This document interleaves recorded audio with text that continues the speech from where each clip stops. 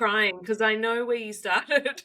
Like, I know how long and hard that journey was for you, and this is why we do what we do, because, you know, your life is changed, but not just your life, the life of your daughter, the life of literally your entire community. Like, you're going to go back to that hospital and be a doctor, and like, I'm crying because I care. Like, this is genuinely why we've been doing this for 18 years. Like, it's amazing. It's amazing. This is the Nurses Doing GAMSAT podcast, brought to you by Thankflip GAMSAT. We're here to teach you how to smash the GAMSAT, get into medicine, and become a flippin' great doctor. Welcome everyone to today's Nurses Doing GAMSAT podcast. Welcome back to our regular listeners, and welcome to anyone who's listened to this for the first time. We have a really special episode for you today because we're joined by an incredible nurse who has an amazing story and who's now becoming a medical student. So we're going to hear all about that. But Marie, welcome to you too. How are you? Thank you. I'm excited. I'm actually just excited to introduce Annikki. Okay, cool. All right. Well, let's jump right into that then. So Annikki is, like I said, probably still a nurse. I imagine she's still probably going to keep doing that for a little bit, but we'll hear more about that. She did the GAMSAT a couple of times. We helped her along, but now she is a student at Flinders Medical School. So welcome, Annikki. Thanks. So excited to be here. Excellent. Excited to have you here. Like, this is the first time I've personally, Marie's told me that she's done this many times already. So we'll be sharing those with you guys later down the track with other podcasts as well. But today we're going to really unpack Annikki's unique story, because we know that many of you listening are nurses or healthcare professionals, and you're taking the GAMSAT, and you might feel like it's a lonely journey. And you might feel like it's overwhelming. There's so much to manage. You might feel like you don't have enough time. You have too many stresses, and and it's understandable. You got full-time work and all these things going on, and there are ways to get it done and to do it successfully and to make that transition into medicine. So in this episode, we're going to dive into Annikki's story, how she's tackled some of these obstacles, hear about her story, what she's done. And by hearing Annikki's story, I want you to start really visualizing your own path forward, and hopefully start to feel more confident about what you can do and what you can achieve. Marie, do you have anything to add to that? Let's just dive in. I want to kind of start right from the beginning, Annikki. Like, tell us about your kind of journey to medicine. Like, what have you been doing? Because I know you're doing more than like nursing. I know that there's a few other things. But then was there like a moment where you're like, okay, I need to do this doctor thing? Or was it this like, how did it happen that you got to where you are from a kind of journey perspective?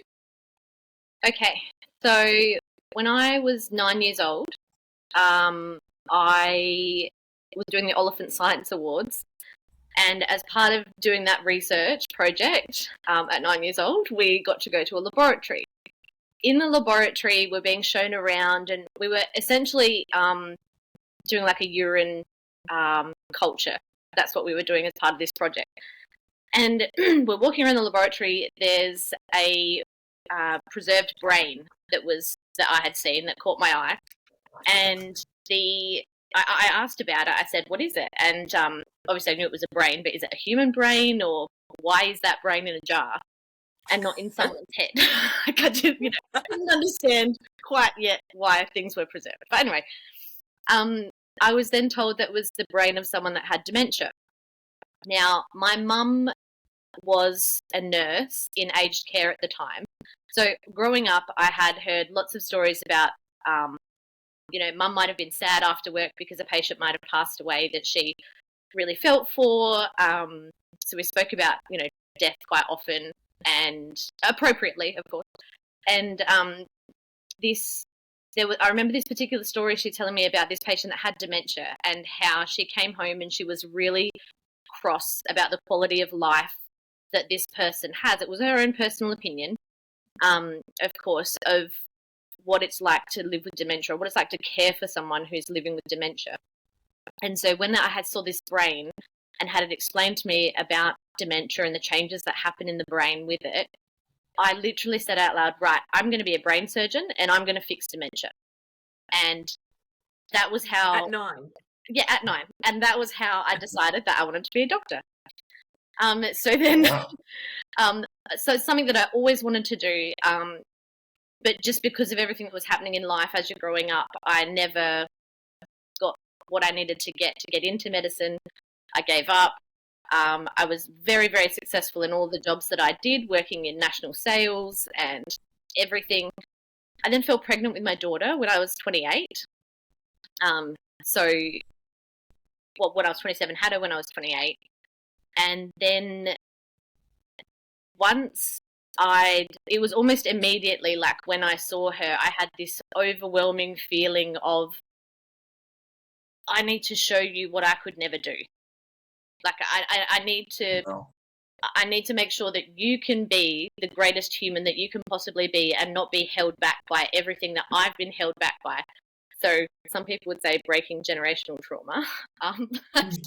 It was just, that overwhelming sense of I need to now do this. And at that time, or very soon after having her, I left a very domestically violent and abusive relationship and was then a single parent.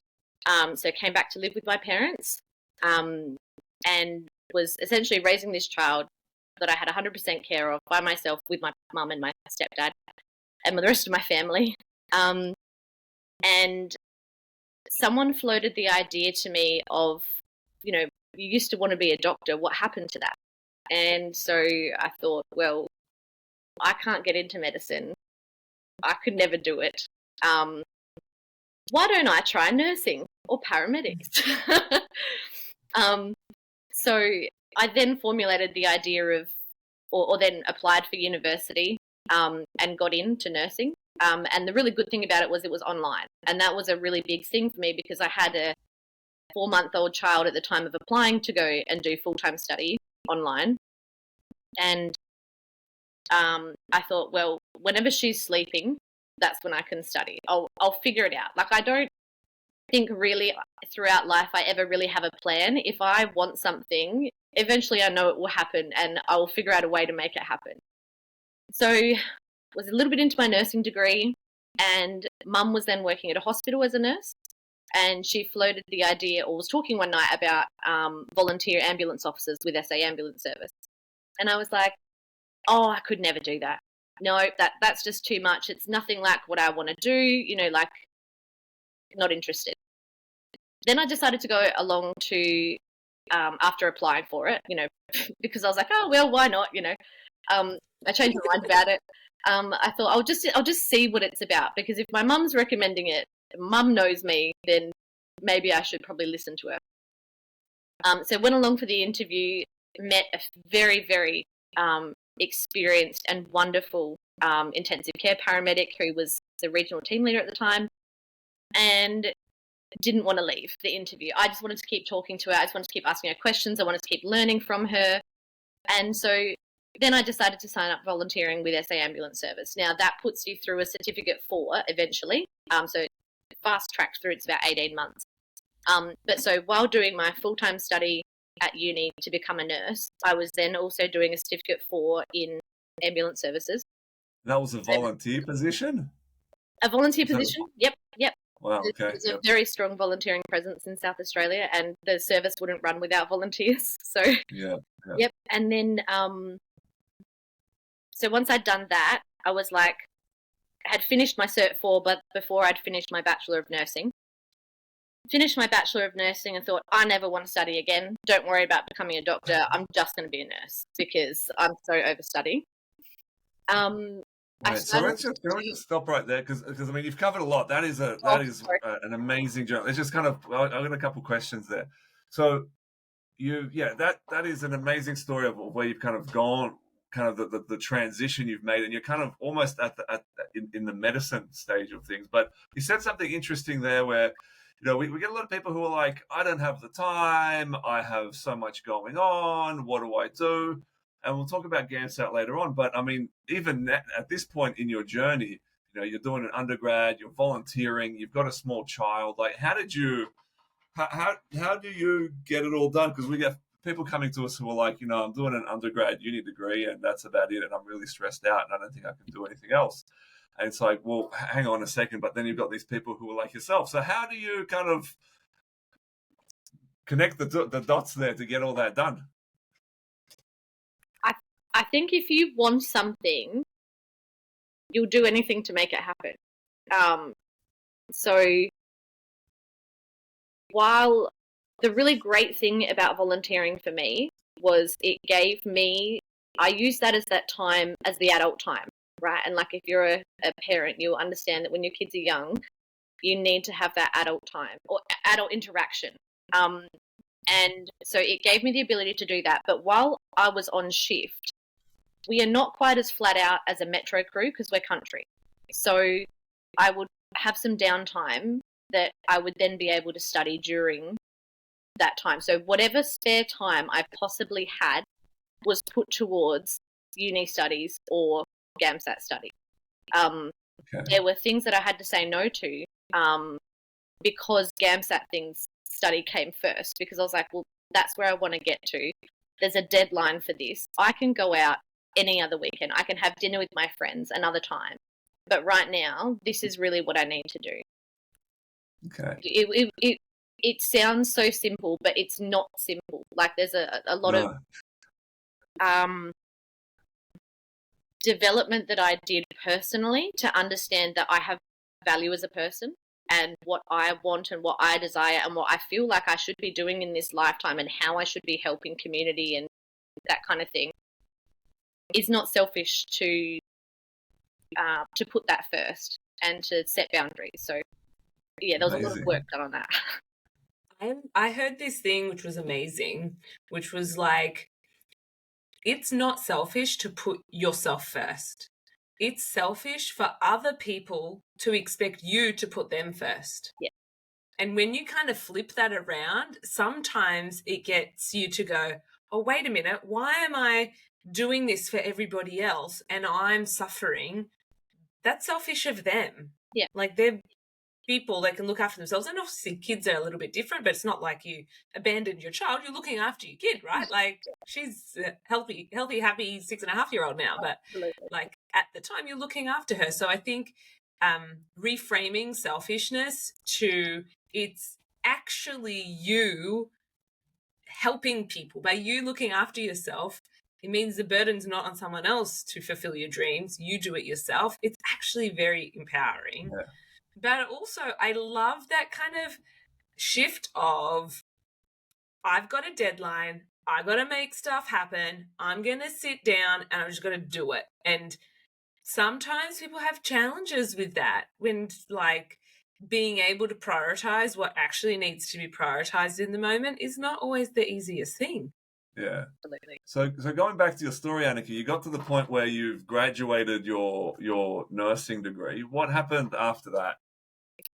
So I did my grad year in ICU. I was lucky enough to be offered an ICU position, which is exactly what I wanted, because at this stage, even though I didn't want to do medicine, medicine's still in my mind. Like, I didn't want to go back to study. Medicine was still in my mind. And I thought, great, if I'm in ICU, I'm going to be working with people across multiple disciplines that are super intelligent, super knowledgeable. I'm going to learn so much. And I did. And that was really great for me, that I had that opportunity. Unfortunately, at one stage, I decided it wasn't for me anymore, and thought, oh, well, I'm just happy doing volunteering and I'll just focus on some GAMSAT study instead. So I left my grad a little bit early. Then I missed nursing and I missed being around people.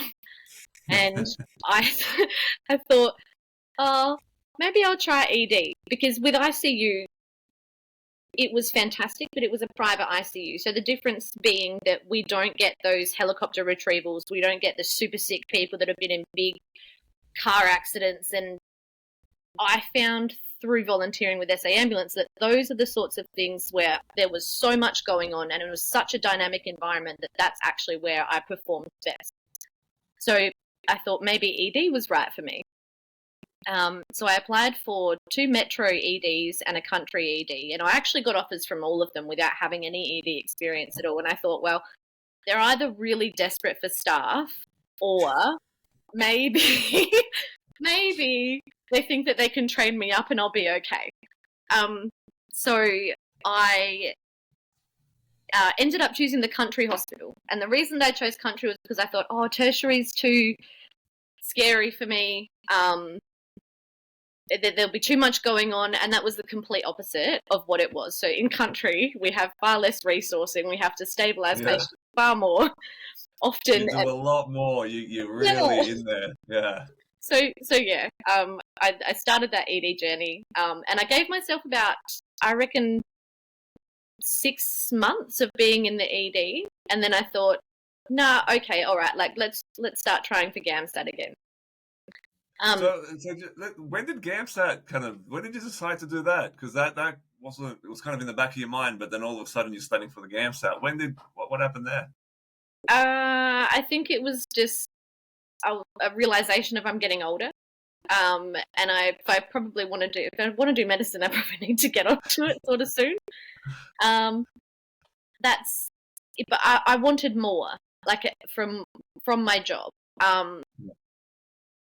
Everyone knows that nurses run the hospital, and it's very true. Even, when I become a doctor, I will still think that way. And they're so important. But in terms of making decisions and pathways, for the patient, that's more what my passion was, rather than being a nurse. I don't want that to sound derogatory at all. It's just that... No, we hear that quite a lot, actually. We hear that from a lot of nurses and other healthcare professionals. They feel like there's a ceiling to what they can do. There's a limitation. Yeah. And they want more kind of direct impact or control or decision-making and diagnostic work, and being able to follow the patient's journey as well. So we hear that quite a lot, actually, and it's, it totally makes sense. In our situation, though, there's kind of 2 nurses kind of that I see. There's the nurse that, wants to be a career nurse, and we need them. They're amazing. Like you said, they run the hospitals would not run without career nurses. It is super important.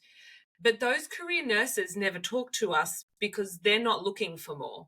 They're looking for more nursing. So we kind of get the other side where honestly, I don't think that I have met a nurse who's going for GAMSAT, who's going for med, who hasn't said, I don't want to be capped by that ceiling. Like, legitimately, every single healthcare practitioner, whether it's a nurse or an OT or pharmacist or physio or exercise physiologist, whoever it is that's come to us, they're like, I want to make the decisions. And that's cool too. Like, there's one is not better than the other. It's just different. Yeah, absolutely. And so was there a moment where you had that insight, or was there a patient or a situation where you're like, damn, I want to be the one kind of making the decisions here, or I want to be able to do more? I don't know that it was one single moment, but it was the realization of the types of conversations that I was having with doctors about patient care that other nurses weren't having. And these were older nurses. So I was like, well, they obviously know what's going on. I don't know what's going on, so I'm just going to ask the doctor. I'm like, okay, why are you doing that? This is for my own learning. Why are you doing this treatment? Why are we doing this antibiotic? Why aren't we doing this? Or in a resus, we've got at that stage 2 nurses on a shift with 8 beds full, and we get a resus in, and both nurses are pulled into there, so no one's triaging, no one's looking after the waiting room. We're all trying to save this person's life that's in resus or, peri-arrest. And it was, just the conversations I was having with the doctors on why are we doing this? And I think that's actually really important. And I've said it many times to doctors that I'm working with, especially after I got my offer. And I told a couple of doctors at work, they started to talk to me differently. They started to explain why they were doing things without me having to ask. And I said, if you guys actually did this with the nurses that were on the floor, those that are receptive to it, you would have amazing nursing staff and you would keep people really engaged and you would increase everyone's knowledge and it would be better for the whole department. And it's something that they've taken on board, so that's nice. But yeah, it was awesome. just amazing. You're already, making a change, making an impact. I bet you they were also, when you were asking the question, and this is a common thing I hear as well, I bet you they were suggesting, like, why don't you go and study medicine? This sounds like it's something that you want. Like, were they talking to you about it too? I think some of them, yes, but those were the doctors that knew that that was my pathway. So I have a very supportive team, nursing team in the emergency department, and it's fantastic. But when I did mention to a couple of them, hey, like my pathway I think is actually medicine, they sort of shut me out. And it was like, well, I don't come to work and not show up. I give 100% every time I'm at work and I enjoy doing what I'm doing. I don't fob anything off to other people, ADLs or anything like that. So why are you treating me this way? I don't think I'm better than you. I just want to do something different to you because I don't think that I can do what you can do for the rest of my life because that's not my path that I feel like is meant to take. So the doctors were not those that knew that that was my pathway. They would say things like, you're going to be such a great doctor. And then, that was very validating for me because I still, even after lots of therapy and conversations with Mari and Tom, still seek external validation for things sometimes. But it's also nice to hear that. Yeah. Definitely not as much as I used to, but it is definitely nice to hear that what I want to do, people can see me doing that job and see me doing it very well. And that's important for me.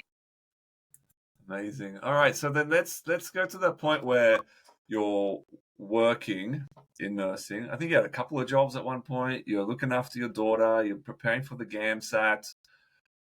Tell us about kind of how you managed the time and what were some of the obstacles you kind of faced there. I think if I didn't have my family around me, or because I'm still single, don't have a partner, so I'm still managing everything by myself. With my family, in terms of looking after my daughter. But if I had a partner, everything would fall back onto that partner. Whereas, and then family, if their family close by. But without them, I wouldn't have been able to do anything. I wouldn't have been able to work. I wouldn't have been able to study. I've got a very supportive family who are like, well, if that's what you want to do, let's work out how we can make that happen. And of course, there's times where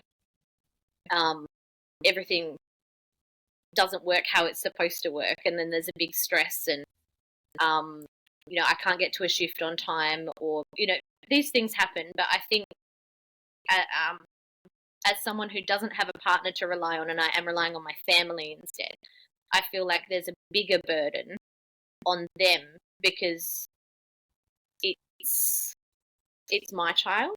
She's my child, so I feel like she's my responsibility, and then I feel like a bad parent because I can't be there for her all the time because I'm trying to pursue something that's going to make our lives better eventually, and I'm going to be happier in my role and my job and all of that. But I'll sort of come off on a tangent there, sorry. I don't really know. No, you know what? I honestly, this is my opinion on what you're saying, and I'm sure that you're going to agree on this.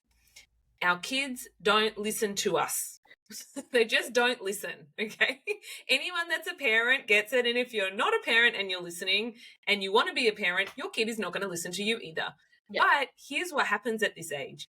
They see everything you're doing, and their life is going to be modeled on what you do. And so if they can see you working hard towards your dreams, believing in yourself, if they can see that when you make your mind up about something and you work towards it, you get there, then they are going to do that towards their dreams. So her dream, your daughter's dream, might not be to become a doctor. It might be a lawyer or an astronaut or a ballerina or whatever she wants, right? And the actual dream that you have doesn't matter. it's what you're doing to get there that they are going to mimic later in life. Yeah. And so to me, what you're doing is brilliant because you're showing your daughter, I have to put myself first. And if if your daughter has a partner in the future and she is not putting herself first, then that's not going to happen, because all she knows is that as a mum, I put myself first. I'm not going to give up on my dreams because of anything. And so that means your daughter's going to be successful. Like, what you're doing here is literally showing her what success looks like, because you can tell her till the cows come home, go after your dreams, darling. But if you're not doing it, she ain't listening because they don't listen. Absolutely. I can tell her so many things, but if she doesn't see it, like she went through the phase of not wanting to make a mistake or doing a drawing and then realizing that she'd just gone out of the lines, and so she had to completely scrap it and then start again. And I just thought, oh my God, this is me. Like, she is me rebirthed into this world again, and I'm seeing everything that I went through as a child. So I then made a very conscious effort once I saw that behavior to be like, if I've made a mistake, even if I've cut something the wrong way, as I'm making dinner, oh well, I've made a mistake with that. How can I fix it? And then like actually talking through that process. So I see that behavior far less now, which I'm very, very thankful for. But it's 100% right what you're saying, Mari. Yeah, you have to really show them. Yep. You just have to show them. So to me, like, it's fantastic that you have family support, and that's great. But you are the one that she's going to be looking at, and I think what you're doing is incredible. That to me is like 2 thumbs up parenting.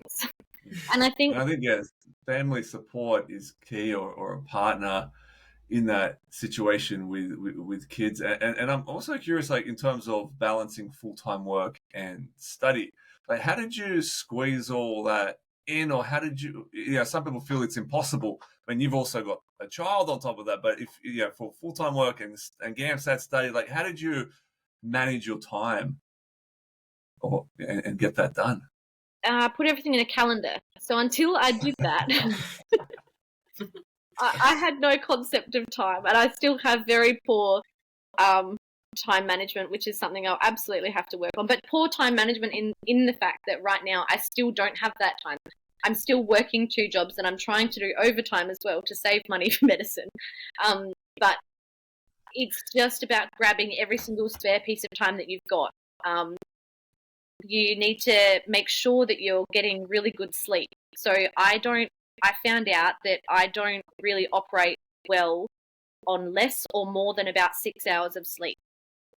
So solid sleep. So for me, that's a really good amount. Then either side of that, making sure that I'm doing something for myself, if it's going for a walk or going to a gym class, or if it's taking a little bit longer at the shops because I just want a little bit of time to myself, or doing something that makes me happy in kind of like as a reward for all of the work that I'm putting in, but also scheduling it in. So everything goes in the calendar. If it's not in the calendar, it's not happening. And as soon as those plans are made, and that's where I can see what time I've got. So yeah, I might only have an hour of a lecture, an hour of time, but then I might be driving to one of my jobs with the ambulance service, which might take sort of over an hour, 1 to 2 hours sometimes, where I can download the podcast and have that playing while I'm driving. So although I'm not doing the work physically with a book in front of me and studying, I'm still retaining something from the conversations that are being had. And so trying to find every single bit of time I could to squeeze something in, whether it's driving to and from, or actually allocating a block of time to do that. Yeah, excellent. Yeah, and so finding and looking for time and using all the time that you have, and not kind of having any idle kind of time to waste, really. Yeah, that's all it. Right. And so let's go a bit. Yeah, and I think that's a really great point, because so many people we speak to about using a calendar, scheduling their time, they're like, but I have no time. And I'm like, okay, let's pull this apart. And I do what you're talking about. And all of a sudden there's 20 hours at least of GAMSAT study per week, despite full-time work, right? Honestly, we have like in the boot camp something called the extra study day advantage, and it's a class that we send heaps of our students through, and we say we can get you 7 hours in your diary, like that's the guarantee of At watching. least, yeah. And my record is 24 hours per week that someone gained by doing the extra study day advantage when they said they had no time. That's what gets me. Like, it's not like this person was like, yeah, I've got heaps of time. No, they had no time at all. And then, hey, bazingo, 24 hours. Like, I think for me, so yeah, speaking to that, it's really interesting because you know where you want to get to. I'm one of those people that are not very good at long-term planning. So for me, short-term planning is better. And I was like, okay, well, I've got the GAMSAT, and then if I get the score, then I get the interview, then I get into medicine.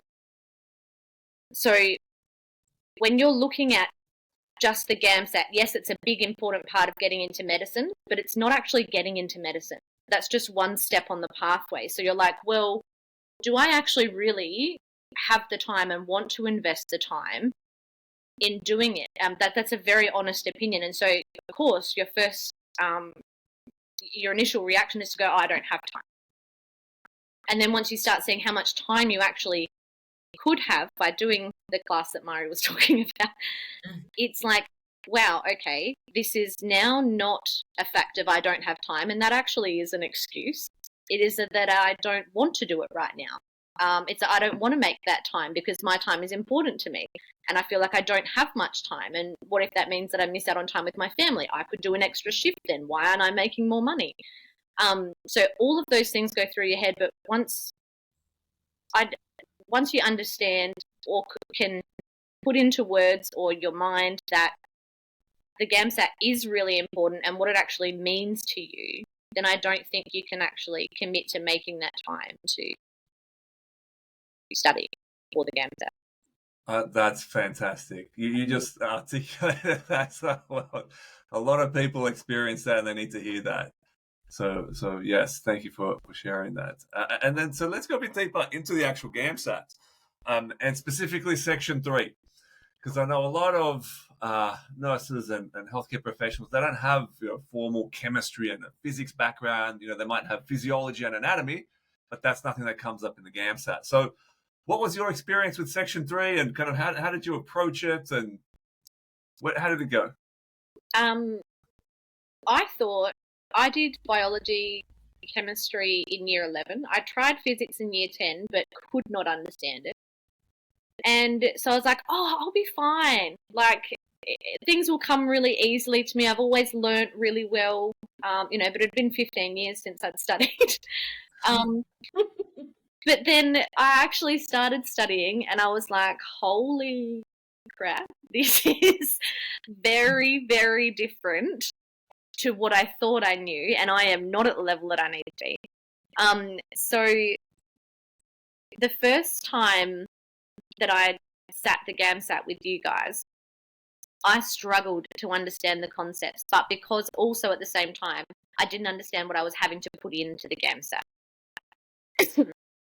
So to the study. So I didn't do as well in Section 3, and it was my biggest fear. And I think with the last 5 minutes to go, maybe I had 10 questions to go, and I was just selecting any kind of answer, not even reading through the questions properly. The year after that, you guys introduced the basic science classes, and those were a game changer for me. I didn't have much time, but the time that I did have, I was putting towards GAMSAT study.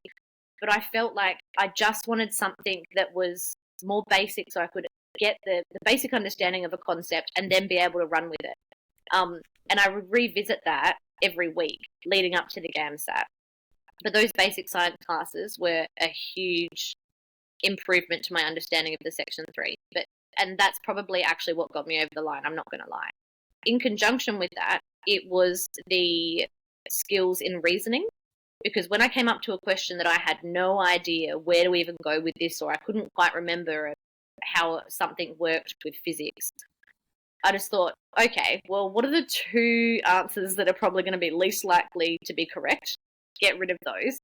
And then let's spend the time on the ones that were potential answers. So developing the reasoning skills also was a huge factor in my success in the GAMSAT.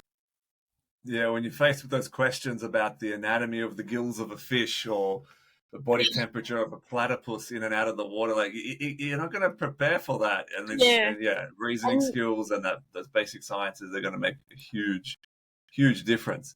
And so what was another? So it sounds like Section 3 was a big obstacle for you, and you overcame that in the ways that you mentioned. What about the other two sections? Well, how were those? Were they okay for you? Were they a problem? I think my problem with Section 2 was I like to talk too much, and I think everything that I have to say is important, even when it's repeating itself. So for me, Section 2, with writing the essays, I had to learn how to write concisely and get my point across concisely. So that was what I had to work on with Section 2, and I was able to do that with the essay planning. And with the essay writing, it is just practice. Like, everything is practice, but you actually have to dedicate the time to practice cutting everything down. Even and now I do it with emails still. Like, I'll write the email and then I'll spend time editing the email to be like, no, this is actually what I want. And now I can get to the stage where I can just ask for the things I want in the email a lot quicker and concisely. Section 1, I've always loved literature and had a very good understanding of the English language, so I didn't find that I spent very much time actually studying that. I found the interpretation of cartoons was probably my biggest weakness in that, so I spent most of my time with interpretation of images or, that kind of thing. Yeah, awesome. And Marie, did you have anything to add to that? Yeah, I feel like you're talking about the basic science classes, just with the sciences. I was like, that we call our nurse-inspired bridging course, just so that everybody at home is a little bit more clear about what that's called, because the basic sciences, you're not going to know what's going on in the science question if you have no idea about any, biology, chemistry, physics. And so smashing practice questions and help. We've got a whole episode on this. It's, I think, episode 3 of the January Jumpstart talks all about skill-based and knowledge-based learning. So if anyone's like, I kind of feel like Annikki, that's where you need to go and you need to listen to that one. Cool. And so then GAMSAT was over, and the applications and the interviews were done. Marie, did you want to ask about that? Or you? You sound like you got a question. Yeah, so what I'm thinking is, what was it like to actually get that offer? When that offer finally came through for medicine, what was that moment like? Surreal, and it probably took me a few days of continuously rereading the email to actually understand that I'd gotten an offer. I think now, listen, that's because my GAMSAT score wasn't highly competitive. And that's because I did the best that I possibly could do with that time, and I knew that in my heart. But I thought, I won't get an offer. All the other med schools have released their offers already. My interview, I felt like absolute crap after it for like a good 2 weeks. Anyone mentioned about the interview, how'd you go? I would literally burst into tears and say, please don't ask me. When I knew in my heart I'd answered the questions absolutely to the best of my ability and the truest answers I gave from my heart. So when I actually got the offer, and so the other med schools had released, I'm pretty sure almost all the med schools had released their offers. And I thought, I still haven't got one from Flinders, but I haven't heard of anyone else that sat the GAMSAT and applied at Flinders. If they got in yet, they haven't got offers yet. So maybe we're all crap and we're not going to get an offer. And then I remember Sounds like that drawing outside the lines was kind of kicking in, right? all the self-doubt was You're coming really back. critical, yeah. And I thought, oh, bloody Mari and Tom are going to have to put up with me for another year trying to get in, with me having all my breakdowns and everything, and I can't do this. And Mari going, yes, you can, shut up, you can do this. I was like, yep, okay, I know I can. So with all of that going on, to then receive the offer, I was about to go and pick up my daughter from school, and I had a friend over and I was saying goodbye to my friend, and I quickly looked at my phone and saw, Flinders University offer, and I was like, offer of what? Offer of rejection, offer of acceptance, like Offer of a free lunch. my friend, I ran out to the car to them and I was like, can you please read this email because I can't right now. I can't deal with it. And they were like, you've got into medicine. They're offering you a position in medicine. And I went, get effed. Like, no way is this happening. And it was on Halloween. I remember it was Halloween too. Okay. And so I was like, bawling my eyes out, called my mum, called my dad. My dad heard me crying and I said, Dad, I got into medicine. And he's like, hang on, are you happy or sad about that because you're crying? I was like, Dad, Is this a good thing? I loved the whole male perspective on that. Yeah, that was funny. But yeah, it took a long time for it to sink in because I had, and still do, struggle with, having self-belief and self-worth. But it was like everything that I'd been working towards, everything that everyone had said to me, everything that I'd learned through the boot camp, I was like, oh my gosh, this is that feeling of actually achieving something. So throughout my life, I felt like I've never finished anything because I'm actually afraid of that feeling. So I've gotten like 99% of the way there and then I've self-sabotaged because I'm like, well, I don't deserve that, so I won't have it. And that to get that email was a real understanding of what that self-worth feels like and every conversation leading up to it. I think that's why it took a few days for it to settle in because I was like, oh, I'm dealing with this feeling and I don't know what this feeling actually is. You had to understand what that was. Yeah. What is this thing? What does this mean? Yeah. Am I proud right now? Is that what this is? I'm proud. Yeah, what is that? Am I hungry? Do I need lunch? Or... let me eat some food and see if that helps with this feeling. No, that doesn't help this time. Okay, so we need to keep working through it. Okay.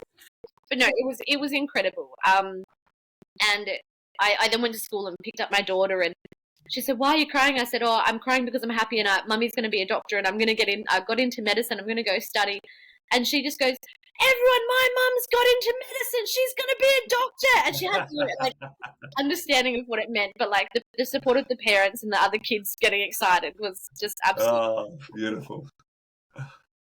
Oh, beautiful. And so knowing all of that, if you could go back to yourself before you started your GAMSAT prep, is there one piece of advice that you'd give yourself? Learn how to believe in yourself and learn your self-worth. Mari's classes were super helpful in a lot of everything that I did. I have been able to achieve and be proud of. And the conversations and support that I had from you guys throughout the entire boot camp is incredible. That's not... are you crying, Mari? Because you can make me cry. I'm totally crying because I know where you started. I know how long and hard that journey was for you, and this is why we do what we do, because your life is changed, but not just your life, the life of your daughter, the life of literally your entire community. Like, you're going to go back to that hospital and be a doctor, and like, I'm crying because I care. Like, this is genuinely why we've been doing this for 18 years. Like, it's amazing. And it's amazing. That's the biggest thing, to actually have the level of support that you guys actually give and the fact that you do actually care. And again, being completely honest, as a single mum who hasn't got very much money, is like, for the last few years, it's a huge amount to outlay. But what I got for that money was worth far more and money comes and goes. Money's just money, but the lessons and development that I've had personally from you guys, I can't I can't pay for that. There's no amount of money that can pay for that. And you guys genuinely do care about everyone that comes through, and the way that you kick our asses when we're not doing what we're supposed to be doing and what we said we'd do. But then we go, okay, this happened. And it's like, okay, well, I'm sorry those things happened, but you've still got GAMSAT to study for. How are we going to make that happen? You know, pulling us out of black holes and pits and all of that kind of thing. Like, yeah. Thanks for ruining my makeup, That's Annikki.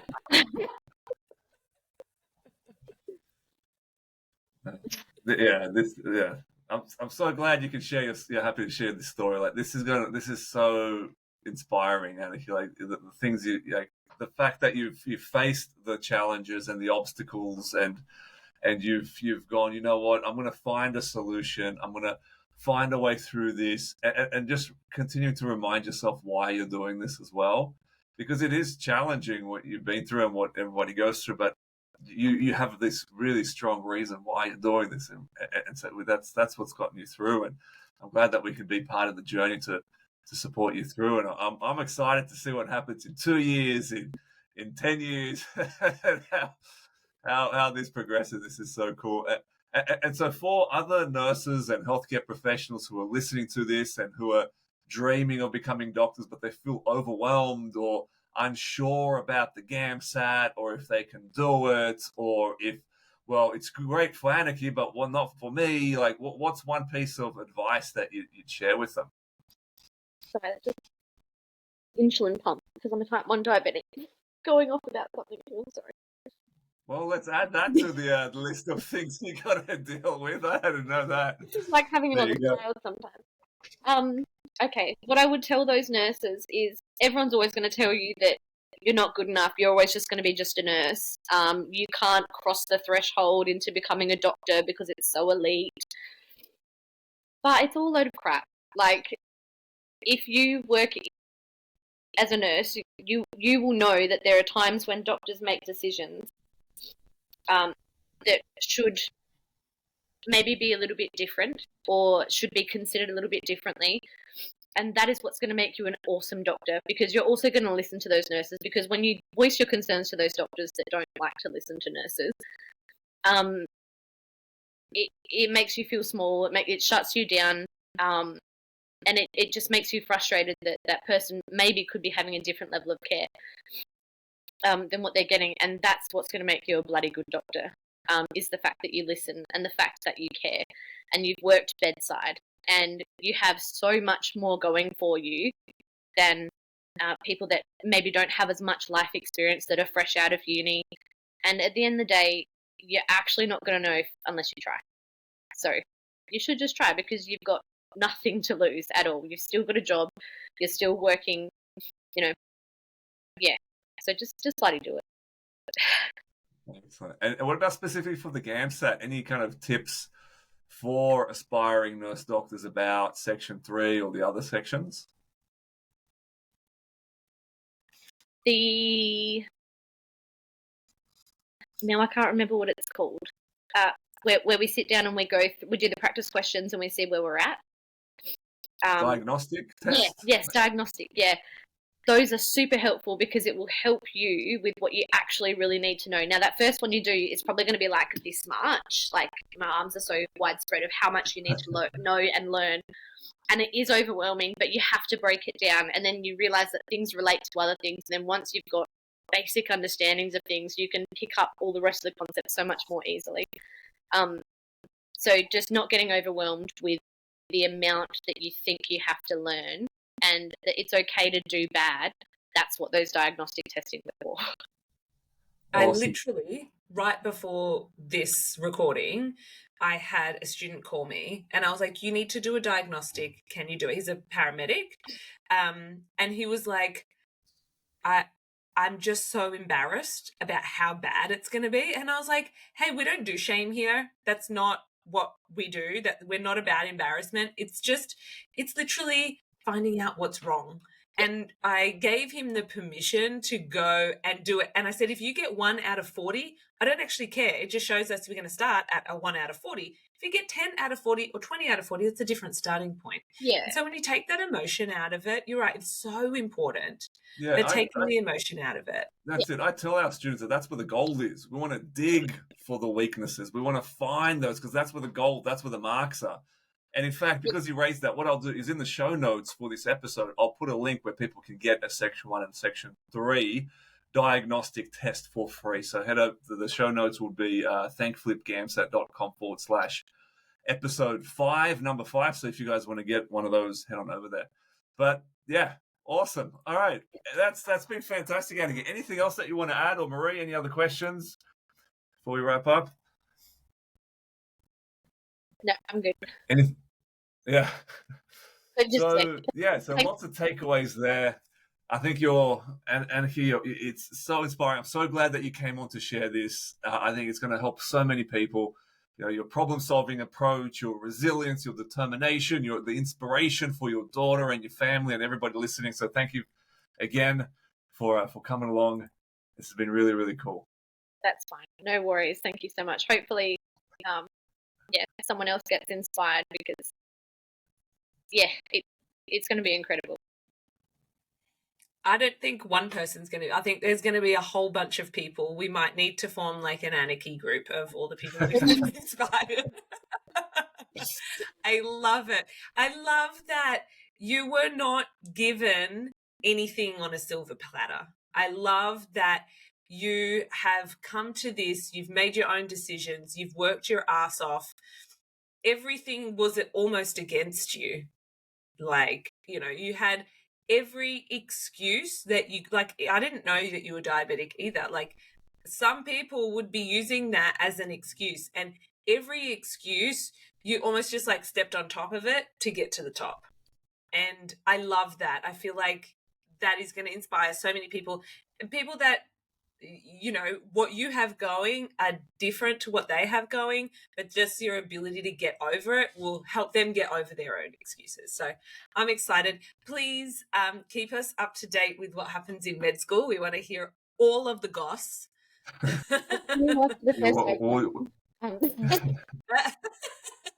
Also normal, let's just say. I've had that more than once. And mid-semester, some tears there, that's okay as well. I sent you the recording of that class I did about what to expect in first year and the obstacles and how to overcome them and so hopefully that helps. But reach out anytime if you want to. Anyone listening to this that wants the notes on what to do when you're in first year uni, if you message us and enough people message us, I'm sure I can convince Tom to share it. Yeah, we usually give it to our boot campers and people who have gotten through, who have offers. But if you want it earlier, you let us know. But cool. All right. Well, thanks everyone. Thanks, Annikki. Thanks, Marie. Annikki. Thanks, Tom. See you guys soon. Hey, I have a cool gift for you, just for listening to the Nurses Doing GAMSAT podcast. We do some of our best work in our Facebook group called, you guessed it, Nurses Doing GAMSAT. It's free to join, and every day we're sharing actionable guides, tips and tricks, and really just how to smash the exam and get into medicine. You can join today by searching Nurses Doing GAMSAT on Facebook. Thanks for listening to another episode, and I'll see you next time.